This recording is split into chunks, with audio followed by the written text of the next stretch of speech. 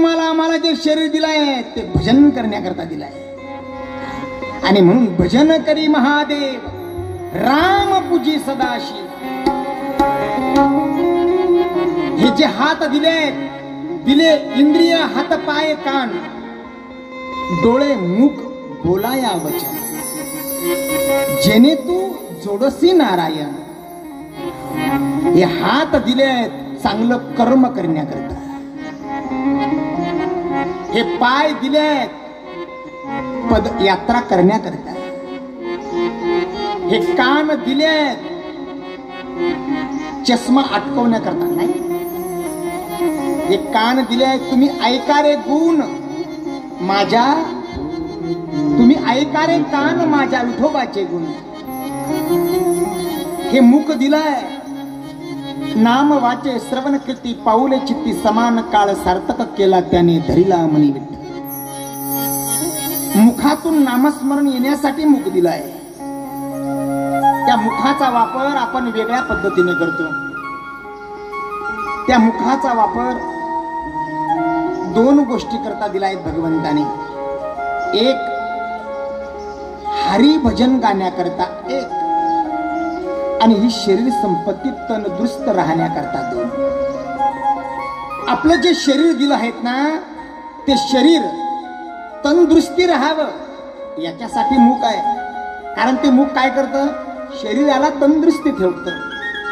ते भक्षण आहे, भक्षण करतं, ते भक्ष्य आहे. चांगलं अन्न खाण्यासाठी स्वादिष्ट नाही, सात्विक अन्न भोजन सात्विक भोजन घेण्यासाठी मुख दिलाय पहिला मुद्दा. आणि त्या सात्विक भोजनामुळे प्रभूचं चिंतन मुखामध्ये येण्यासाठी मुख दिलाय. परंतु हल्लीच्या कलियुगामध्ये त्या मुखाचा वापर वेगळ्या दिशेने करत आहेत लोक.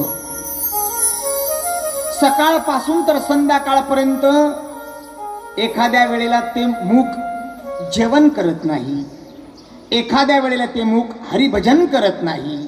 मग ते मुख काय करतं, तर सकाळपासून तर एखाद्या मनुष्याला शिव्या देतं, तर संध्याकाळपर्यंत शिव्या.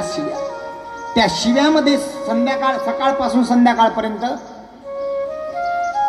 पुडी खाईल, तांबाखू खाईल, मदिरा पेईल, गुटखा खाईल, सिगारेट पेईल.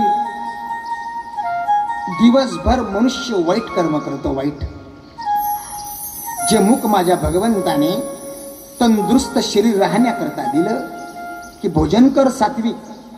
सात्विक भोजनाने तुझं शरीर उत्तम राहील. मनुष्य तसं क्रिया करत नाही.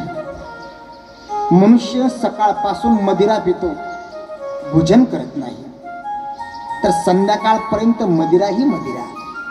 आणि त्या मुखातून शिव्याही शिव्या, वाईट व्यसन. आणि म्हणून मनुष्य अतिपाप करत असतो. तुम्हाला आम्हाला जे कान दिले आहेत ना दादा, ते चांगलं श्रवण करण्याकरता दिले आहेत. मनुष्याने असं श्रवण करा, असं श्रवण करा, असं श्रवण करा. रुक्मिणीने जे श्रवण केलं तो मजभा